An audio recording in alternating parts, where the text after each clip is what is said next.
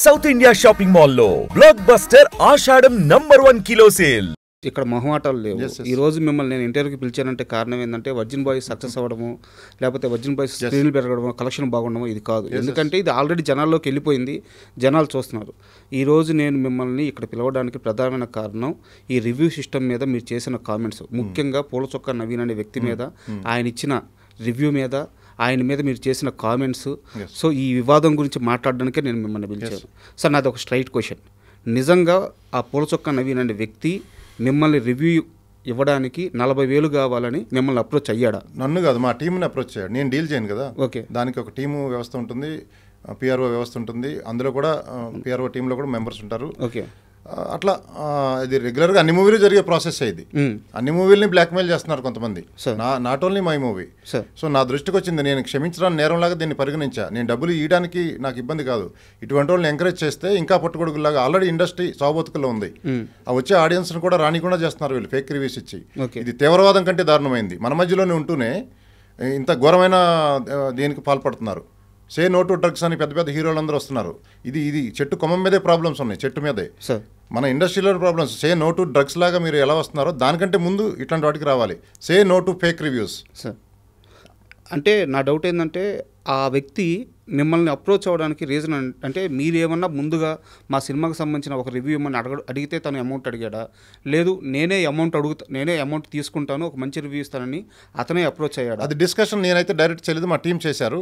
But ultimately మీరు డబ్బులు లేకపోతే నెగిటివ్గా రాస్తాను, అది మోటో.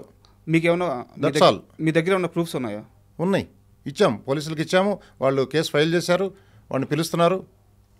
ఎస్ సార్, నాది ఇంకో క్వశ్చన్ ఏంటంటే ఒక వ్యక్తి ఒక 100 రూపాయలు పెట్టుకుని సినిమా చూస్తాడు. ఆ సినిమా చూసిన వ్యక్తి ఆ సినిమా బాగుంది బాగలేదు అని చెప్పే రైట్ తనకు లేదా? నీకు లిమిటేషన్స్ ఉంటాయి. ఓకే, ఇప్పుడు ఒక అమ్మాయిని చూసి నీకు పెళ్లి చూపులకి వెళ్తావు, ఒక అమ్మాయిని చూసి నచ్చితే సరే నచ్చపోతే సరే వెళ్ళు. ఆ అమ్మాయి గురించి బాడీ షేమ్ చేయకూడదు. ఆ అమ్మాయికి చిన్నగా ఉన్నాయా పెద్దగా ఉన్నాయా హైట్ తక్కువ ఉంది అదని బాడీ షేమింగ్ అంటారు. నువ్వు డైరెక్ట్గా అలా నువ్వు చెప్పకూడదు. నీకు నచ్చపోయినా దానికి ఒక పద్ధతి ఉంటుంది. బాడీ షేమ్ చేస్తే సివియర్ కేసు లోపల వేయటం, అట్లా ప్రతిదానికి ఒక పద్ధతి ఉంటుంది. ఫ్రీడమ్ ఆఫ్ స్పీచ్ ఉంది కదా, నీ ఇష్టం వచ్చినట్టు మాట్లాడితే కుదరదు. ఎస్, దానికి ఒక లిమిటేషన్ ఉంటుంది. నువ్వు రివ్యూ ఇవ్వడానికి, నీకు పరిధులు దాటి రివ్యూ ఇవ్వడానికి నా మూవీ గురించి నీకు ఏం అర్హత ఉంది? నా మూవీ గురించి బయటకు రావాలో లేదో చెప్పడానికి పెద్ద సెన్సార్ టీం ఉంది. అది పాస్ అయిన తర్వాతే బయటకు వస్తుంది. అంత పెద్ద ఇంత కష్టపడి ఇంత యూనిట్ మీ అందరి కోసం ఎంటర్టైన్మెంట్ ఇచ్చేదానికి ఒక సెన్సార్ వ్యవస్థ ఇవన్నీ ఉన్నాయి. ఈ రివ్యూవర్స్ ఎవడో తెలియదు, పుట్టగొడుగులాగా వాడికి ఏం అర్హత ఉందో తెలియదు, వాడు ఏం చదువుకున్నాడో తెలియదు. వాడి పర్సెప్షన్ ఏదో మాట్లాడుకొని పెట్టుకోండి, అంతేగాని వాళ్ళు వాడు మాట్లాడే మాటలు మీరు మొత్తం చూడండి. వాడి పర్సెప్షన్ సినిమాకి వెళ్ళొద్దు అనే ఉంది. వాడిని చూసిన వాళ్ళందరూ మా సినిమాకి వెళ్ళకుండా ఉండి మా కలెక్షన్లు అన్నీ తగ్గిపోతున్నాయి కదా, చాలా ఇంపాక్ట్ అవుతుంది కదా. దానివల్ల 24 క్రాప్స్కి నెక్స్ట్ సినిమా తీయలేము, ఇండస్ట్రీ దెబ్బతింటుంది. నా సినిమానే కాదు, పెద్ద సినిమాల పరిస్థితి అంతే. ఇలా మాట్లాడటం వల్ల, ఫేక్ రివ్యూస్ వల్ల ఆడియన్స్ డిసైడ్ చేసుకోమనండి వాళ్ళని వెళ్ళి. నిన్న సాయంత్రము ట్రిప్లేకి వెళ్ళాము, అందరూ ఆడియన్స్ ఎంగేజ్ అయ్యి ఫుల్ ఎంజాయ్ చేస్తున్నారు. తర్వాత ఏఎంబీ మాల్కి వెళ్ళాము, స్క్రీన్స్ కూడా పెంచారు ఇప్పుడు. అంటే ఆడియన్స్ నుంచి వచ్చే రివ్యూవే కరెక్ట్ రివ్యూ. బుక్ మై షోలో 1-on-1 రివ్యూ ఇస్తారు, అది 9.6 ఉంది. అంటే నిజంగా అటర్ ఫెయిల్యూర్ అయితే వాడు అనుకోవచ్చు. బాగున్నదాన్ని కూడా కావాల్సి కల్లా నువ్వు నెగిటివ్గా మాట్లాడి సినిమాని చంపేస్తున్నావు. తమ్ముడు మూవీకి అట్లాగే చంపేశాడు, ఇంకో మూవీకి అట్లాగే చంపేశాడు. అంటే కొన్ని మూవీలు బాగుండొచ్చు, కొంచెం అటు ఇటుగా ఉండొచ్చు. అది ఆడియన్ వెళ్ళి చూసుకొని, ఆడియన్కి అనేది ఎంటర్టైన్మెంట్ కావాలి, అది లెట్ హిమ్ డిసైడ్. నువ్వు ముందే చెప్పేసి వెళ్ళొద్దని నువ్వు విషయం నింపుతున్నావు వాళ్ళ మనసుల్లో. సార్, ఇక్కడ నా డౌట్ ఏంటంటే మీరు పూర్తిగా రివ్యూ సిస్టమ్ రాంగ్ అంటున్నారా, రివ్యూ సిస్టంలో ఒక పరిధులు ఉండాలి అని చెప్తున్నారా? రివ్యూస్ ఫ్రీడమ్ ఆఫ్ స్పీచ్ ఉన్నంత వరకు ఓకేనండి, పరిధులు దాటి ఇస్తాం అనేది రాంగు. కావాల్సి కల్లా బ్లాక్మెయిల్, డబ్బుల కోసమే రివ్యూస్, తెలిసిపోద్ది ఇండస్ట్రీ అందరికీ డబ్బుల కోసమే రివ్యూలు ఇస్తున్నారు అని. ఇటువంటి రివ్యూ వ్యవస్థ నాశనం అవ్వాలి, ఉండకూడదు. సో ఇప్పుడు ఎవరైతే ఈ నవీన్ అనే వ్యక్తి ఉన్నాడో అతను ఇచ్చిన రివ్యూ మీద మీ అబ్జెక్షన్ ఏంటంటే అతను చెప్పిన విధానం బాగలేదని, అంతేనా? ఎస్, అది మీరు వినండి, ఆ లింక్ ఉంటే మీరు వినండి, ఎవరికైనా అర్థమవుతుంది. వీడి సినిమా ఆ రివ్యూ చూసి సినిమాకి వెళ్ళరు, అది ఎంత బాగున్నా కూడా. మరి మీరు ఎలా రియాక్ట్ అయ్యారు సార్? మీరు కూడా అలాగే రియాక్ట్ అయ్యారుగా. ఎక్కడ, దేనికి? అతని కామెంట్స్కి, అతను సినిమా చేసిన రివ్యూ విధానానికి మీరు అతను కౌంటర్ ఇచ్చేటప్పుడు నేను రియాక్ట్ అవ్వకపోతే ఇండస్ట్రీ చచ్చిపోతుందండి. నేను రియాక్ట్ అయిన విధానానికి ఇప్పుడు ఇండస్ట్రీ వాళ్ళందరూ దీని మీద ఏం చేయాలని ఆలోచిస్తున్నారు. అట్లా కాకుండా మెల్లగా నేను రియాక్ట్ సరిగ్గా కాకపోతే చాలామంది సరిగ్గా రియాక్ట్ కాకుండా చాలామంది చెప్పారు, సొల్యూషన్ రావట్లే బయటికి. ఓకే, నా ఆవేదన, నేను బిర్యానీ అన్ని రకాల ఐటమ్స్ వేసి బిర్యానీ వండితే నువ్వు వచ్చి ఇసుక జల్లేస్తే తినేవాడికి ఎట్లా ఉంటుంది, వండినవాడికి ఎలా ఉంటుంది? ఆవేదన కూడా వ్యక్తపరచకుండా నేను ఎక్కడన్నా పరిధి దాటానా? పరిధి దాటకుండానే మాట్లాడాను. చాలా కటువుగా మాట్లాడారు. కటువుగా అంటే అసలు ముందు రివ్యూ వాడు ఇవ్వడానికి ఏమో అర్హత ఉంది వాడికి? ఓకే, అది ఓకే. ఏదైతే అతని విషయంలో మీరు ఏదైతే చెప్తున్నారో ఆ రివ్యూ నేను కూడా చూశాను. సో అతను కొంత పరిధి అయితే దాటాడు కదా. సో చెప్పిన విధానం అయితే కొంచెం ఇబ్బందికరంగానే ఉంది కొంచెం. సో అది ఓకే. బట్ మీరు ఒక ప్రొడ్యూసర్గా నేను అన్యాయం మీద మాట్లాడానండి. వాడు చేసేది చాలా అన్యాయం ఇది. ఓకే, వాడు పరాణజీవి ఇండస్ట్రీ మీదే బతుకుతూనే, ఇండస్ట్రీ మీద రివ్యూలు ఇచ్చుకుంటూ బతుకుతూనే నువ్వు ఇండస్ట్రీనే కిల్ చేయాలని చూసే పరాణజీవులు ఇవి. శవాల మీద పేలాలు ఏరుకుంటే పర్వాలా, ఆ శవం సమాధి దాకా వెళ్ళే లోపే శవాన్ని కూడా కోసు తింటున్నాడు వాడు.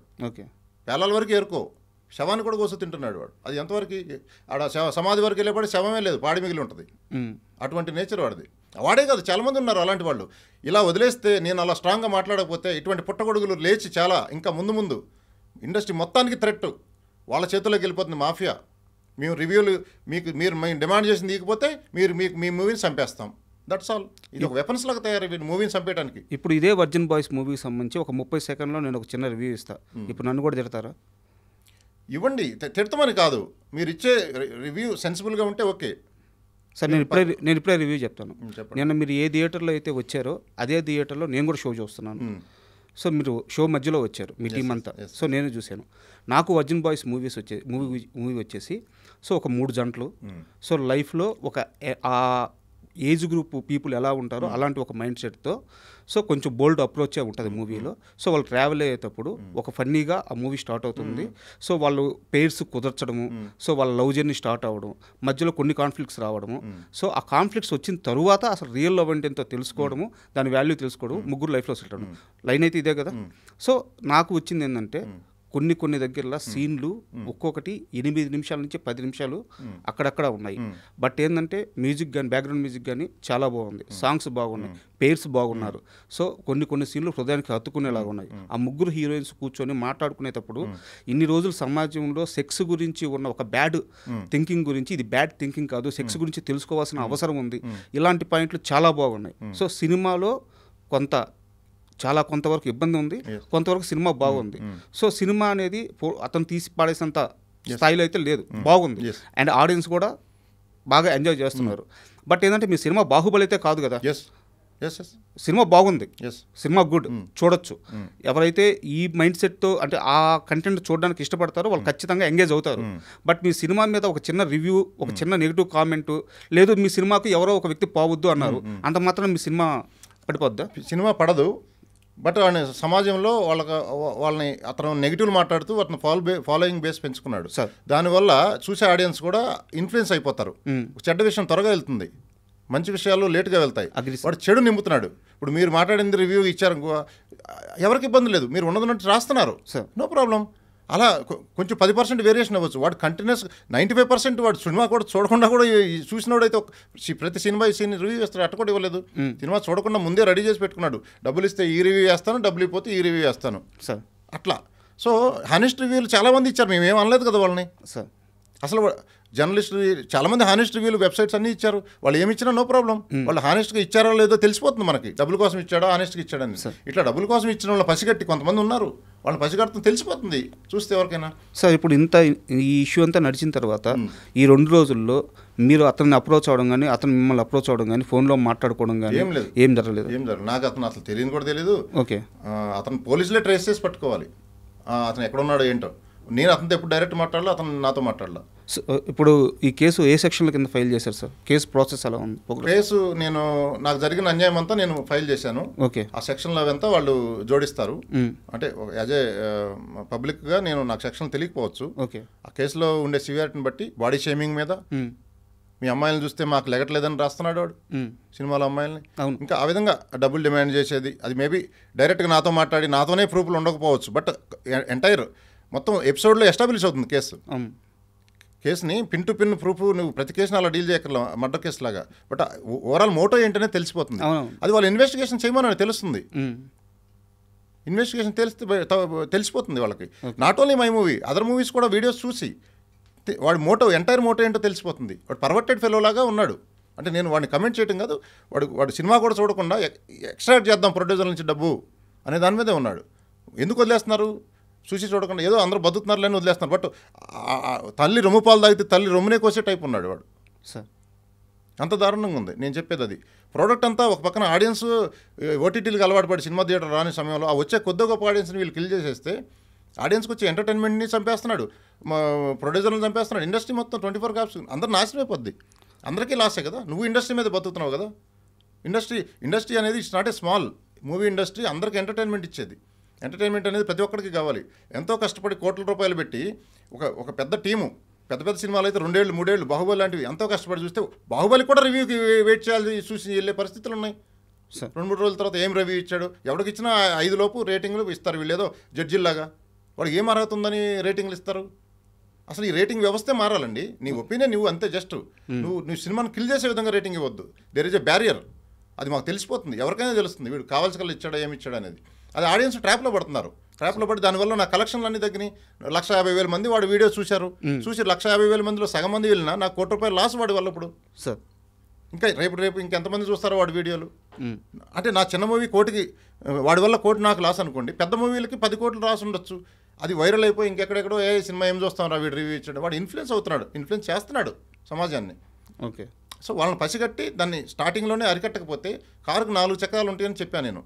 జ్యుడిషియల్, లెజిస్లేటివ్, ఎగ్జిక్యూటివ్ 3 చక్రాలు అయితే 4వ చక్రం జర్నలిజంలో ఉండేవాళ్ళు అంత పెద్ద తప్పులు అయితే చేయట్లేదు. జర్నలిజం కాని వాళ్ళు జర్నలిస్ట్ ముసుగులో ఎక్కడో వెబ్సైట్ పెట్టుకొని యూట్యూబ్లు పెట్టుకొని under the umbrella of journalism కారుకు టైర్ పంచర్ వేస్తున్నారు. జర్నలిజం అనే టైర్కి, ఆ టైర్కి పంచర్ ఇప్పుడే ఆదిలోనే పంచర్ సరి చేయకపోతే కారు ముందుకెళ్తే టైర్ మొత్తం నలిగిపోతుంది, నాశనం అయిపోతుంది. సో అది ఆ పంచర్ ఇప్పుడే సరి చేసుకోండి అని చెప్తున్నాను. దాంట్లో అందరూ భాగస్వాములే, ప్రొడ్యూసర్లే కాదు, ప్రొడ్యూసర్లు, డైరెక్టర్లు, హీరోలు అందరూ కూర్చొని దీన్ని ఏం చేయాలి, అందరికీ దెబ్బ ఇది. ఒకటి సార్, నేను సిస్టంలో ఉండే లూప్ హోల్స్, బగ్స్ని ఫిక్స్ చేయాలని డిసైడ్ అయ్యా.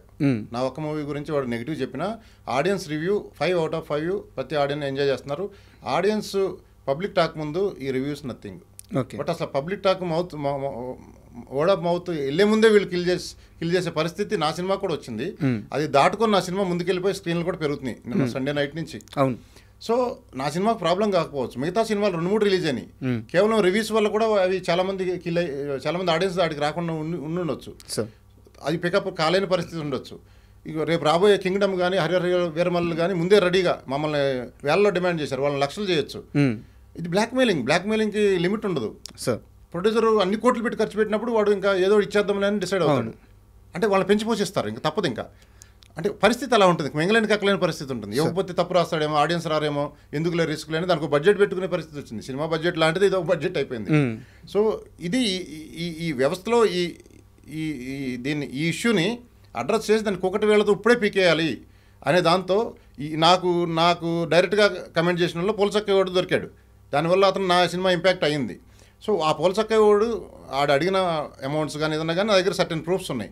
సో కాబట్టి వాడి మీద ఒక్కడి మీద పోలీసులు ఏంటి ఒకడి మీద చర్య తీసుకుంటే మిగతా వాళ్ళు చేయకుండా ఉంటారు కదా, ఏ ఇష్యూలో అయినా. అంతే. ఇప్పుడు డ్రగ్ కేసులో ఏమన్నా పట్టుకున్నాడు, లోపల వేశారు, మిగతా వాళ్ళు భయం వేస్తుంది. రోడ్డు మీద సిగరెట్ తాగాడు పబ్లిక్లో, వాడిని పట్టుకుని లోపల వేశారు, ఇంకెవడో తాగాడు.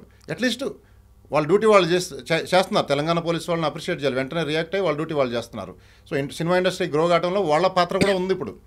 సో వాళ్ళ డ్యూటీ వీడిని చూస్తే మిగతా వాళ్ళు భయపడతారు, ఓకే ఇది తప్పు, ఇలా చేయకూడదు, సో అలా ఫేక్ రివ్యూలు మనం ఇవ్వకూడదు అని భయపడతారు. అప్పుడు కొంత కరెక్షన్ జరుగుతుంది. సో సొల్యూషన్ దొరుకుతుంది, అక్కడ దొరకపోయే క్వశ్చనే లేదు. ఓకే, ఒకటి సార్, ఫ్రీడమ్ ఆఫ్ స్పీచ్ ప్రతిదానికి లిమిటేషన్ ఉంటుంది. లిమిటేషన్ దాటి చేసేదే పట్టుకొని తాట తీయాలి. ఎస్, తప్పేం లేదు.